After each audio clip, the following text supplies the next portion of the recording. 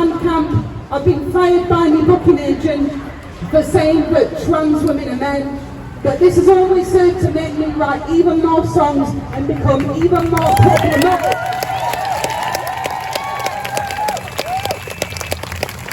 My attitude is the same now as what it's always been. Here's me music, and if you don't like it, you can fuck off. Let the audience decide who they want to listen to and who they want to buy tickets to go and see. Since the pandemic, the music industry has suffered. So many music venues have closed down, and what's left of our industry is being kicked to death by you intolerant Buffalo Bill motherfuckers who shout and scream and threaten anyone who dares to disagree with you.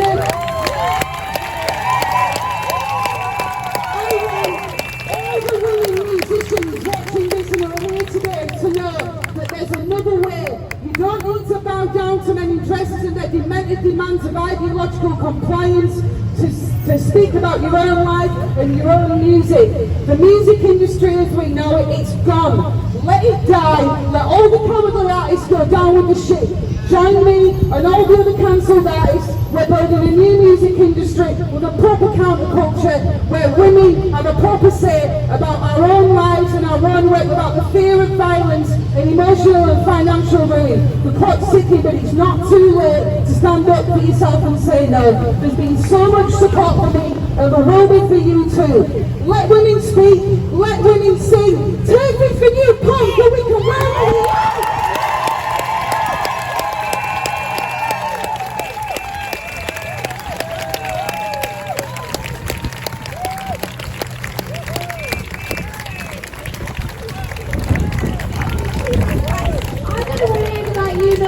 That you do bring a little bit of edge to everything you say. It's quite lovely. I believe you when you say it. Well, yes.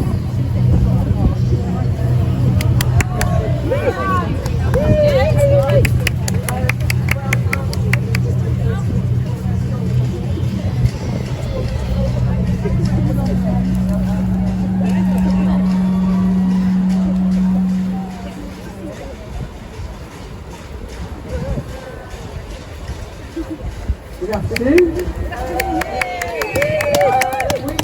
This is my lovely friend Susie, and I'm Dale, you quite heard me. We are bringing a little message from Manchester in this great old Panker tradition of deeds, not words. So without further ado,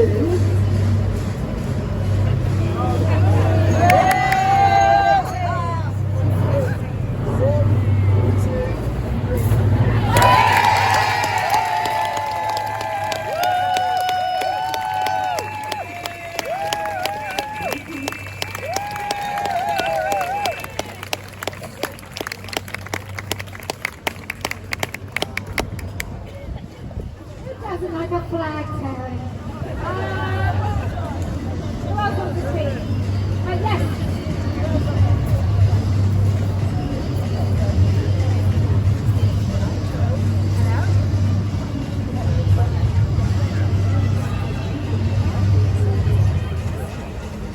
I want to add something to the teaching tale.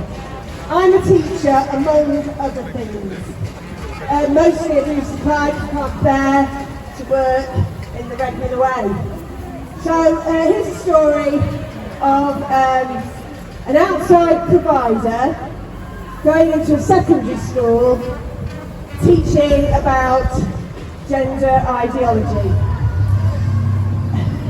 So transgender educators, probably with no certificates, came in and the children in the secondary school watched them and then they misgendered them. They called them Miss and Sir when they weren't the right Miss and Sir apparently. And those so-called educators shouted at the children really loudly, and the children sat in the classroom cowed, unable to say anything more while they did their work. The teacher, who had the class and was watching the outside providers, then went to the person who had arranged for the outside providers to come to the school and said, do not send those providers, those educators into our school again, because what they did was something very terrible, and how they were with the children was not appropriate. So there are teachers who are taking a stand. In fact, I know several colleagues who are openly anti-gender ideology. So it's not we are right.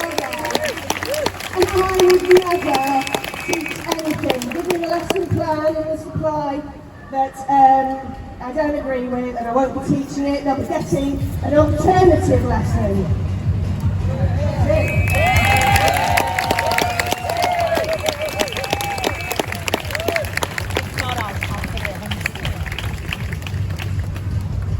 I didn't say all teachers.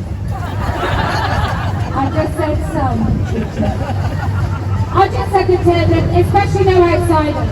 But, you know, if you are a teacher and you're speaking up, maybe you could form some sort of organisation of teachers, because David Hayton is still the guy that informs many of the teacher unions about misgendering. In the school where I was talking the other day, if a little girl referred to a boy who called himself a girl as a boy, she would be sanctioned and punished. So this is compelled speech, and I'm really grateful that there's many teachers who maybe even feel afraid about speaking out, but it's time. It's just time. This is actual harm. This is turning a blind eye to harm. And I do think if you maybe connect together and form some sort of force to be reckoned with, that's how you do it. You just need to be a mass of people. And I'm telling you, parents will be so grateful, because there's so many parents who also are too afraid to speak up for their own kids. Because the state is telling you now that you're the danger. If you don't go along with your child's fantasy of being the opposite sex, that you're actually the dangerous one. And this is propped up by politicians, and this is the Conservative government who forgot to be conservative. So they've been feeding this stuff into school, and now David Cameron's back, maybe it will get worse. But also, Labour are going to double down and totally ruin any last shred of decency in schools when it comes to this issue. That's why you all have to join the Party of Women and be the representation that you feel you need. That's what we're going to do. We're going to be the answer to the problems that we highlight.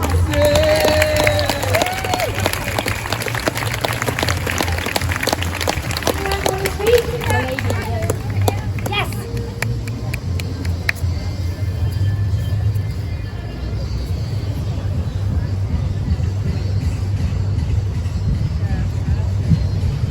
Hiya. Right, I want to talk about paraphilias. Sorry I've got to talk about them. There's been a bit of a fuss about them recently, but I'm a therapist and I work with people who have been harmed, damaged by certain paraphilias, child sexual abuse and incestuous abuse and so on. And so I've done I've looked into paraphilias, and I've found some interesting things that you might want to know about. But if I can find my thing now, there it is. You may not want to know, but they've got about 8 sorts of paraphilias written down that they've done loads of work on. They being men who've studied sexology and studied imprisoned offenders and so on. They found these patterns of behaviour. See if you recognise any.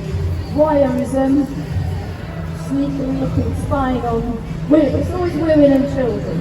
Nearly always women and children that paraphilias are directed towards. Voyeurism, exhibitionism. How many women have had a man flashing at them their genitals flashed at them when they were children. How many of us? Okay? So we know this is paraphilia. Did they get punished? Of course they bloody did. Okay. Frotteurism, which is where a bloke comes and rubs himself against you in the tube or in the bus or wherever, or at work. How many women find that happen to them? As girls or as women? Right, okay. Lots of us. So those are two examples of paraphilia. Sexual sadism. You don't have to put your hands up if you want to. Sexual masochism. That's the only paraphilia, unfortunately, that women have.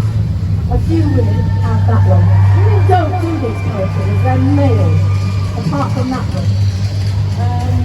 Pedophilic disorder. Well, anyway, you know what that is. Child sexual abuse. Fetishistic disorder, using non-living objects. Transvestic disorder. Okay? So, what I found out, as I said, was it was men who've looked into this, men who've looked into what is a paraphilia and what isn't.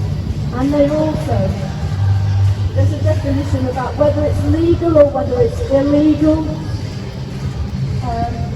Nothing's written about what it does to the victim, really. Nothing I could find was written about that. And it occurred to me that if feminists, I know Kelly says she's not a feminist, but you know, if women-centered women were writing this stuff, I think rape would be a the seeming need for rape every day all around the world by men. Isn't that a paraphilia? Incestuous abuse. That seems to be going on all the time. Is that not a paraphilia? So I think, not that I want to look at this, but given that there's been so much shit about it recently, I don't know, I didn't mention orthogynephilia, but that's the one that's been a big fuss about. And that's the bit where it used to be called transvestic disorder. Well, they're trying to make it into sexuality. That's the other thing. Orthogynephilia is not a sexual orientation.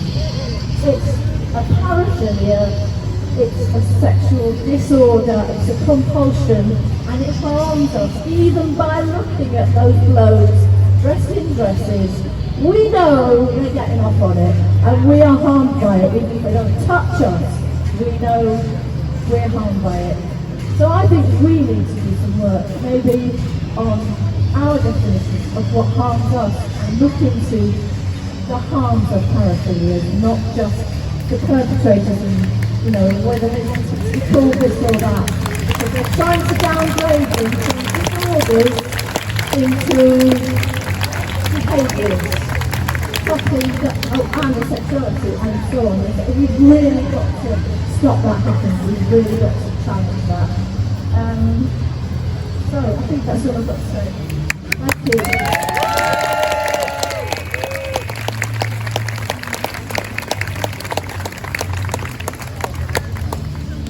I mean, besides anything else with all the dinosaurs, they all look bloody awful. I know that's a little juvenile, but I could spot them a mile off. That's my security. So if you're in this crowd and you think you're blending in, you're not. That's all I'm going to say.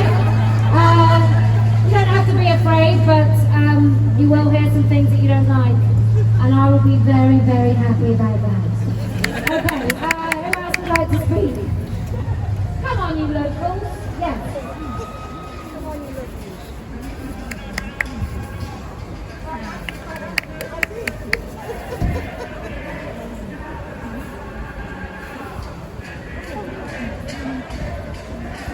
Before we carry on, I'm so glad that we can hardly hear the TRA.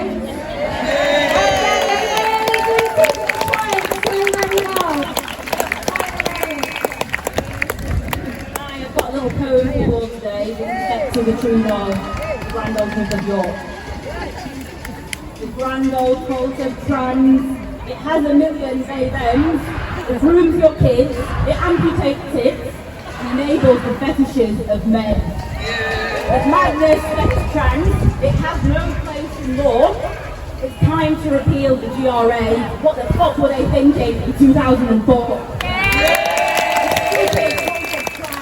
The foolishness never ends. These guys want to believe that women make sperm and that men can produce an egg. The evil cult of trans, founded on lies and deceit, a movement so foul and degenerate that surely will defeat. Thank you.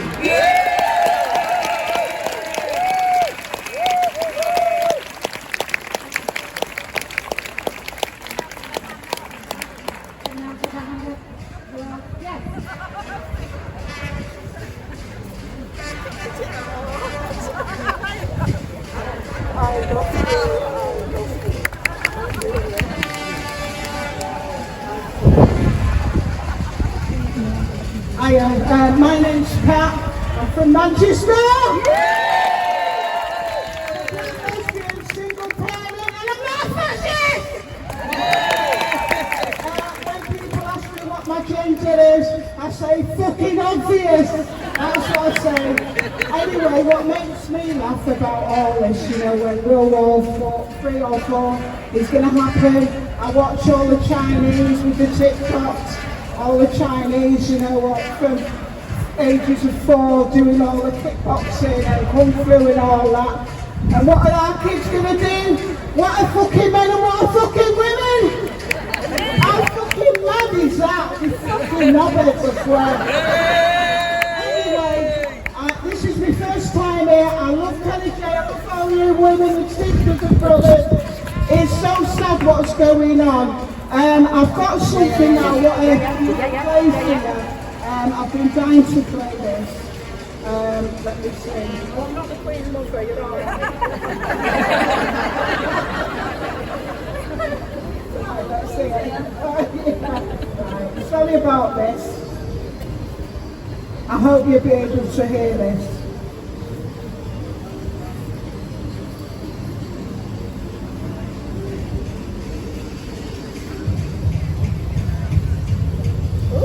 Sorry about that.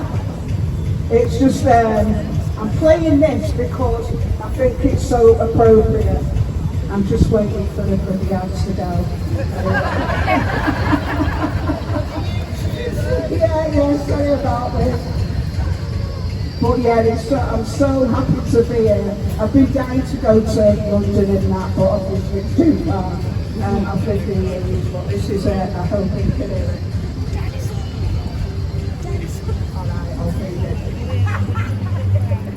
Right, it goes, only women bleed, only women bleed, only women bleed, only women bleed. That's it.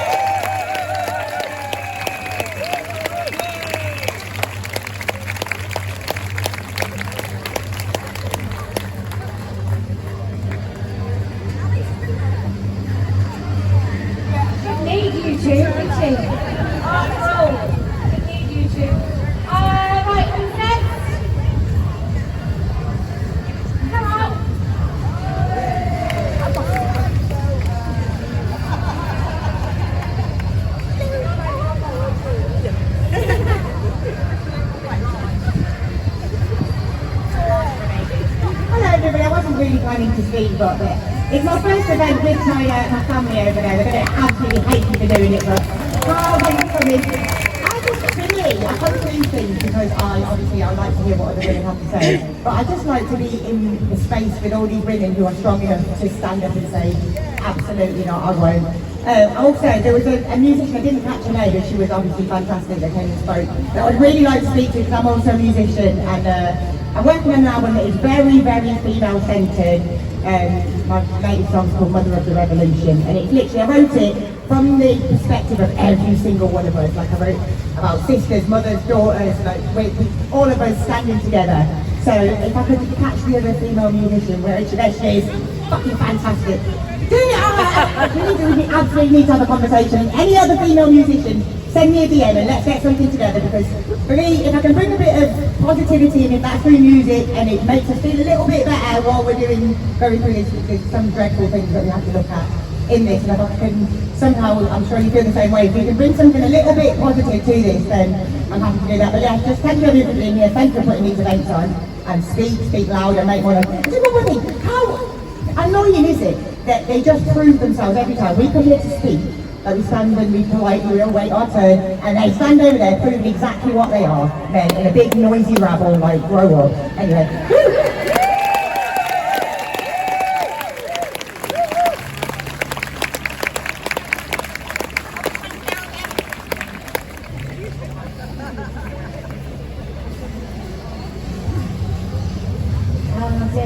I'm coming because I think that we say we don't want you in our space, and to convince us that they're fine, we go, we're going to fucking come in your space.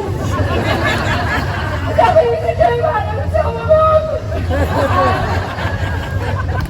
But it just proves our point. You know, the police are out today and they're not facing us, are they? Everyone knows who the danger is. And I want to speak to the young women who are over there. And the young women seemingly all over the country, whatever the cause, picking the side against us. And I just want to say, I mean, the lady in Melbourne said it better than me, and if you haven't seen her speech, you should watch it. Because she said those pitchforks you wield will turn on you the minute you say no. Yeah. And you can pretend to everyone all around, oh, they're so vulnerable. You know, trans women, men in dresses with erections, often not very big.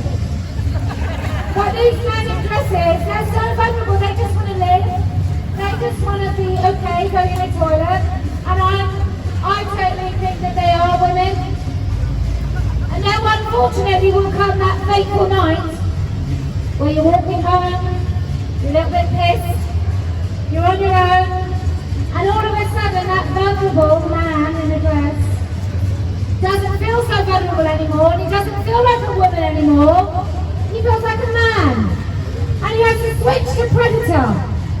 And you recognise those eyes because unfortunately you've probably seen them before.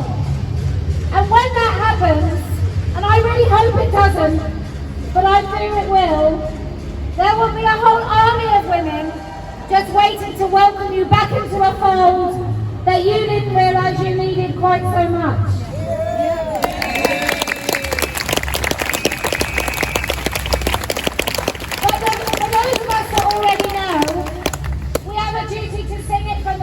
We have a duty to shout it everywhere we can, and in all these places that people like the primary schools saying be kind, or like the police force, the chief of police, and every single police force in this country does not differentiate between a male officer, or rather a male officer calling himself a woman, a male officer with a certificate of legal fiction saying that he is a woman, or a female officer when it comes to the intimate search of suspects.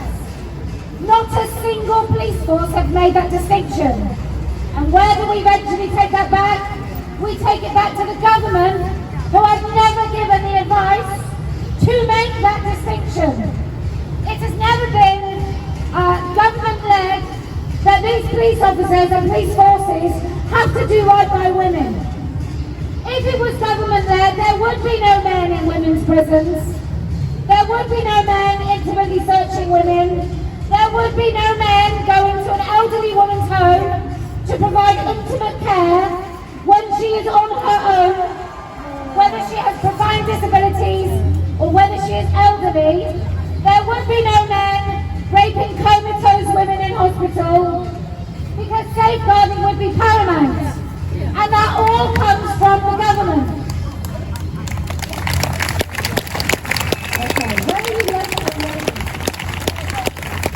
Who else would like to speak? Come on, there's so many of you. Yes.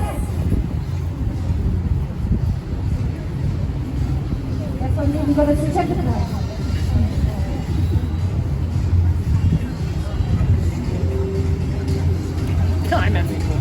Hi everybody, I'm Taylor Advocate, anyone who's on Twitter, although I'm still suspended. I wasn't going to speak today, and then I realised that it was November. And I peaked in Easter last year after affirming my daughter as a boy for over a year, to my shame. So I started working on her. I came to my first Let Women Speak in July in Hyde Park. I met Kelly. Kelly, who actually met my daughter that day. I spoke at my first Let Women Speak back in November last year in Hyde Park, and that's why I thought I'd speak today. For anyone who saw me speak in November or saw it on YouTube, I was blubbering, I was a mess, I didn't know what to do. I peaked, but I didn't know how I was going to be able to keep my daughter. She was still thinking she was a boy, self-harming a lot. But since then, she has desisted, so I promise you good news. Last night I asked her, you do know you are a girl, right? And she said, yes, Mum, I know I'm a girl. She bought her first dress, and I know it doesn't really matter about what you wear, but it pleased me. She bought her first dress herself online just last week, and I cried when she put it on and showed me. And she's growing her hair out. She's with me today, but she's in town. She's at McDonald's. But she's agreed to come to the pub afterwards, so do come and say hello. She's still on her way to peaking, so anything you can stick in her ear, please do. She's still quite happy to give away the word woman, but then she's only 15, so she's not really quite a woman yet. So just remind her how important that is, but she knows that female is ours anyway. So, but yeah, I thought I'd come with some good news. And just spare a thought as well for all the parents, as I'm still in the support groups for Bayswater and for Our Duty. There's still thousands of us out there, and just earlier this summer a couple of the parents had to go through the horror of having their daughter amputate their breasts because they had reached 17, 18, 19 and could. So it's still an ongoing war, so spare a thought for those parents. They're still in it. But thank you very much, and I'm glad that I am where I am. My daughter's where she is, so thank you.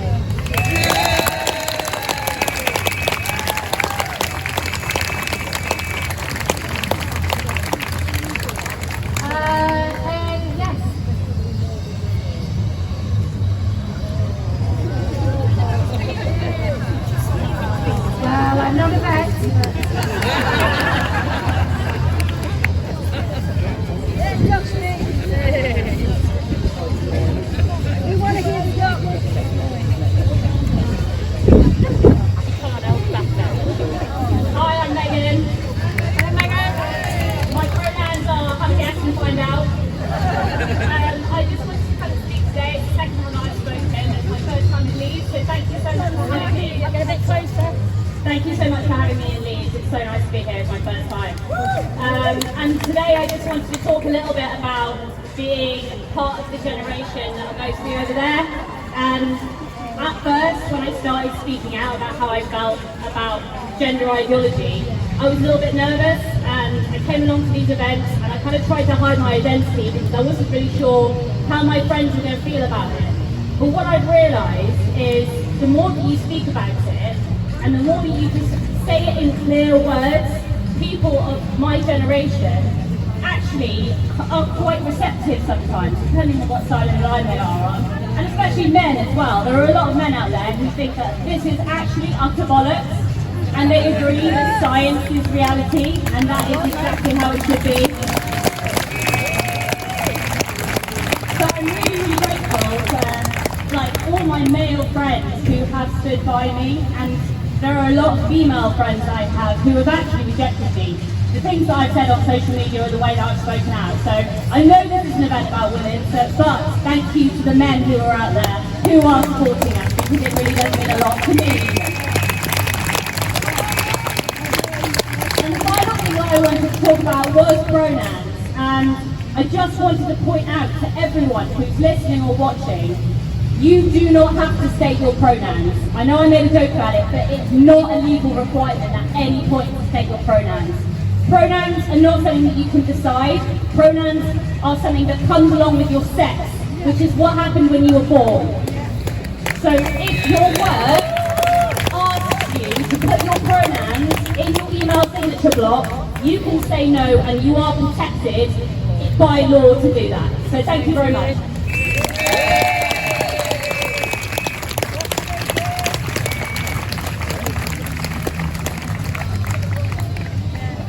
Anyone else? Or I'm just going to go on.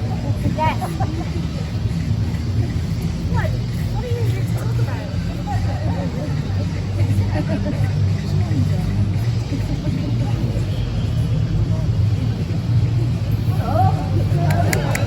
I would like to mention my international racing jersey.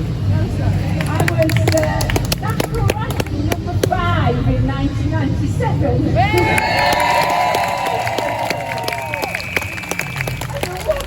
Obviously, we were about 20% behind the men. Like I'd do 4 laps in the time that they would do 5. I'm still faster than most people. But yeah, where would I be today? We're coming up to the 3rd Olympic Games where there will be men in the women's sport classes. I think we are starting to win. But yeah, I've been aware of this since the first Olympic Games where men were competing against women, because I've been trying to promote women's sport, women's cycling all my life. And just as I thought we were getting somewhere, you know, they came along and blew it all again. However, yeah, I think we are on a winner, and I think in future, the women who are training now, who are going to be national ranking number 10 or whatever, are actually going to get a look in, and they're not going to get shoved out by men in future. So let's hope. All right.